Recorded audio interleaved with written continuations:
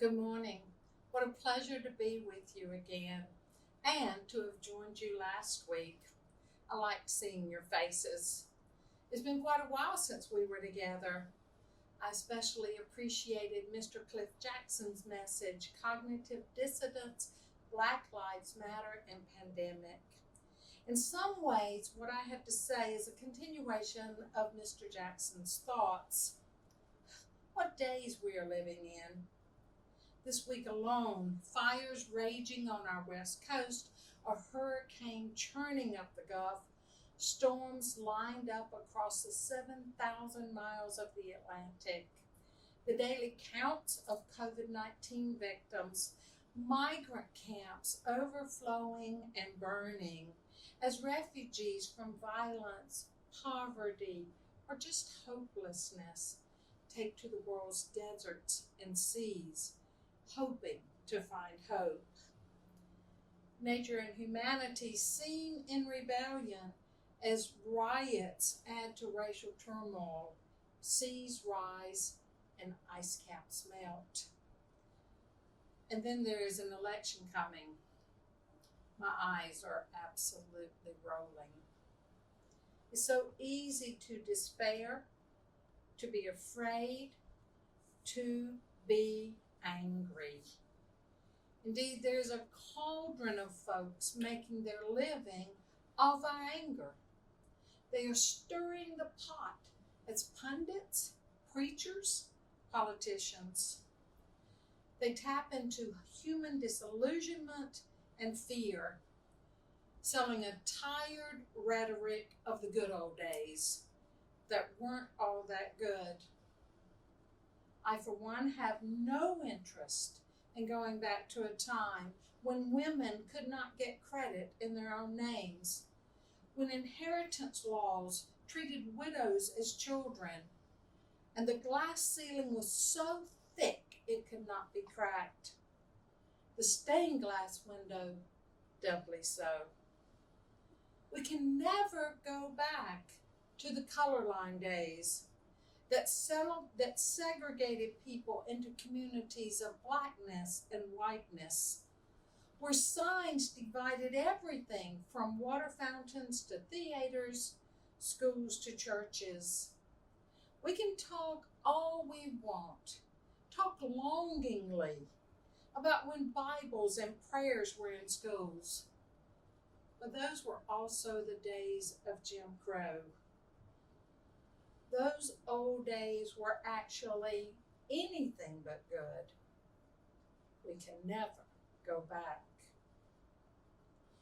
Last week, Mr. Jackson spoke of John Lewis and his call for good trouble.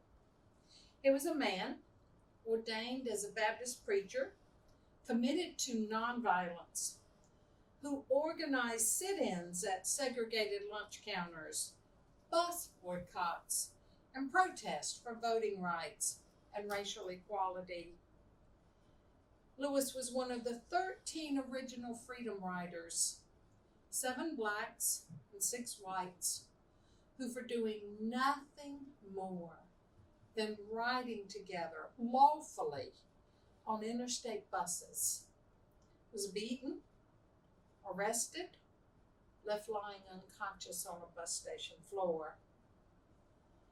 On a Sunday in 1965, known forever as Bloody Sunday, he crossed the Edmund Pettus Bridge in Selma, Alabama, on the way to the capital of Montgomery. Their cause was just and within the law. A peaceful protest against discrimination that was used to deny the constitutional right of African Americans to vote. Lewis bore the lifelong scar of a fractured skull from the violence inflicted by state troopers and police that day. Good trouble, necessary trouble, nearly cost Lewis his life. I find myself thinking about John Lewis and all the others who joined him in the cause of civil rights. I wonder about their calm under pressure, their resoluteness over failure? How did anger not consume them? Despair not silence their voices? How could they hold to a vision of justice beyond the violence? I love talking with this church, talking with all of you, because I know we share the knowledge of decades of history. Remember in 1990, when Nelson Mandela walked out of the prison on Robben Island after 27 years in incarceration? When asked if he was angry, Mandela responded, "I have no time to be angry. There's work to do." And there was work, as Mandela and South African President F.W. de Klerk set out to dismantle the legal structure, the legal order of apartheid, where law and order privileged whites through a governmental system of racial segregation. Law and order that privileges some while disadvantaging others cries out for good trouble, a rebuke of that order and the worldview it supports. As a Hebrew professor, my mind wrestles constantly with biblical stories, none more important than the creation myth in Genesis 1. Bereshit bara Elohim, et hashamayim va'et ha'aretz, v'ha'aretz hayata tohu v'avohu v'hoshika b'nei tehom, v'rua Elohim u'rahafet al b'nei tehom.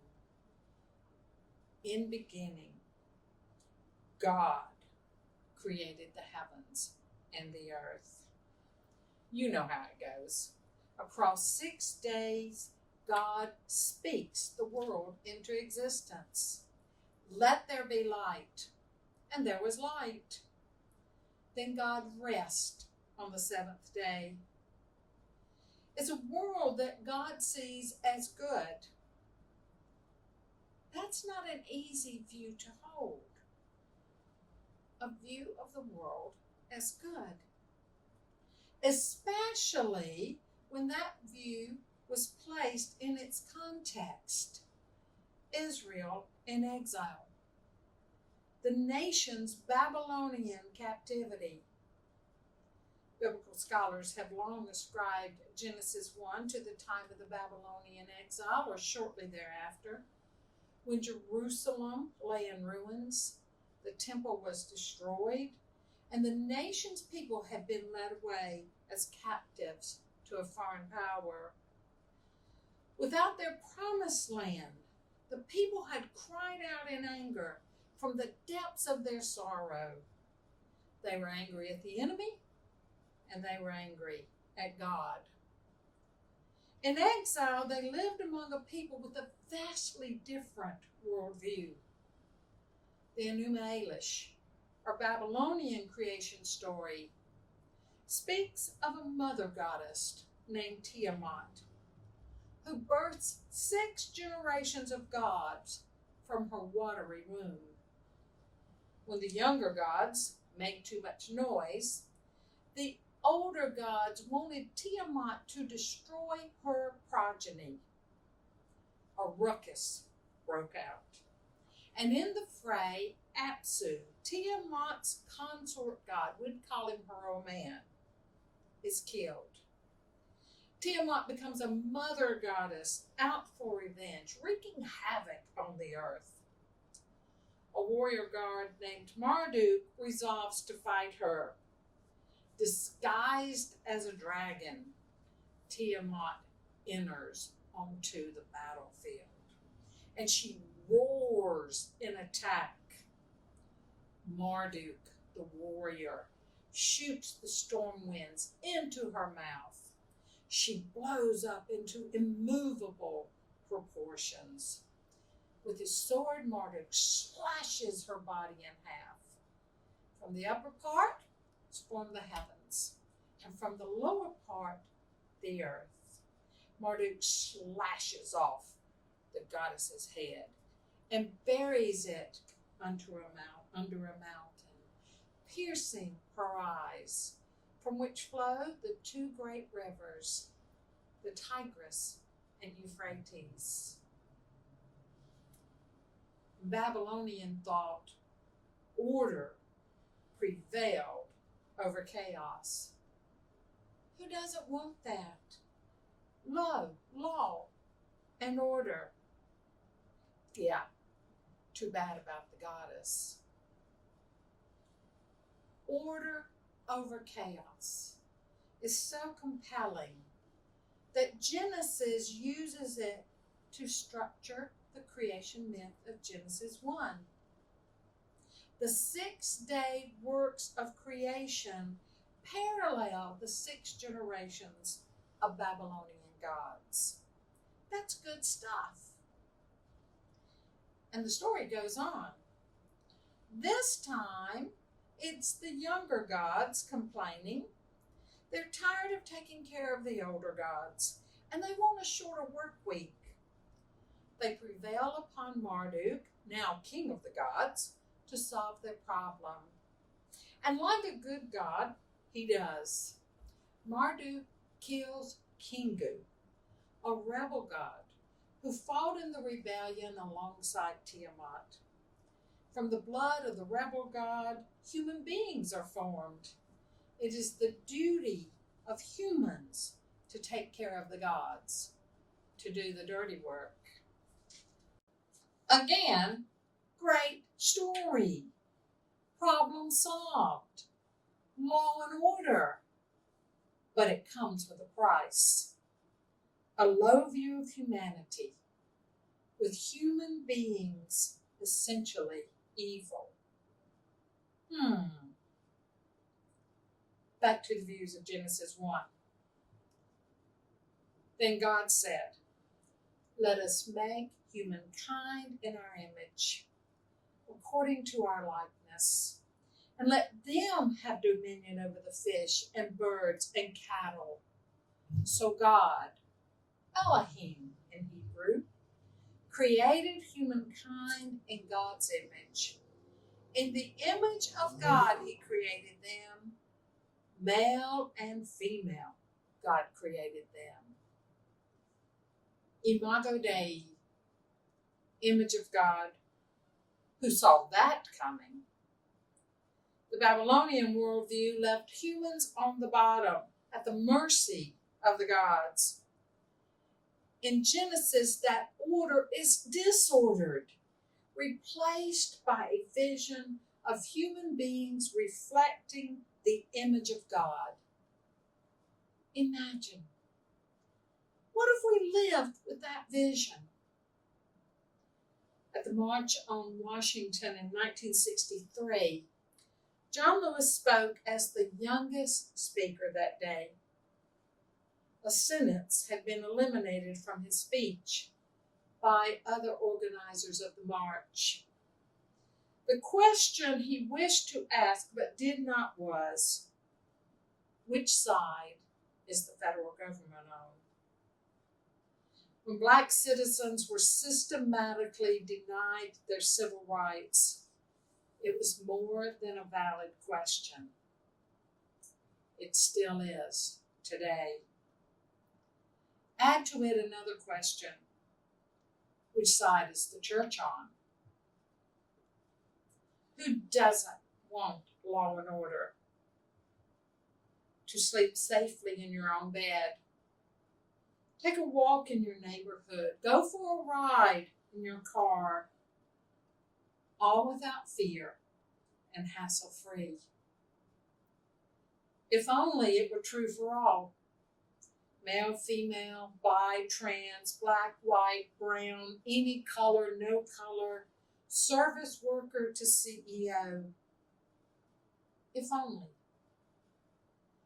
If only law and order meant all looters were held equally accountable for their actions. Those who in anger rob a neighborhood business, and those who loot Medicare, unemployment, corporations, nonprofits, for their own greed. We've been given a vision of a world in which human beings are created in Imago Dei, the image of God. It's that vision that calls us to good trouble, to John Lewis's notion of necessary trouble, to Frederick Douglass's long ago call to agitate, to be willing to engage in disorder when the order is unjust and the law privileges some at the expense of others. For those who say we've come a long way in addressing racism, sexism, classism, all sorts of isms, I would agree. But I'd also say there's still work to be done. Until all people of every race, religion, gender identity, economic status, gifted or disabled, are seen as a reflection of the image of God, there's work to do. The last time I spoke with you, I talked of the biblical act of protest, of taking a knee. And I've wondered if we'd done just that 3 years ago. More people of goodwill and good faith taking a knee. All people of goodwill and good faith taking a knee to protest police brutality against blacks. Would we be where we are today? There's much in our world to be angry about, but anger is so draining, so exhausting, so destructive. 55 years ago, the March for Civil Rights from Selma to Montgomery was completed. Those who were on the bridge on Bloody Sunday returned to march again, this time accompanied by hundreds more people, with thousands joining them and supporting the marchers along the way. Our nation's conscience was pricked. May our soul be pricked again. Whether you are a person of faith or not, a Jew, Christian, Wiccan, or agnostic, whether the words of Genesis hold truth for you or not, and by the way, it's myth, not science, thank God. A world in which the Imago Dei is reflected in the actions of human beings would indeed be very good. I'd pray for that. I'd make good trouble for that. Amen.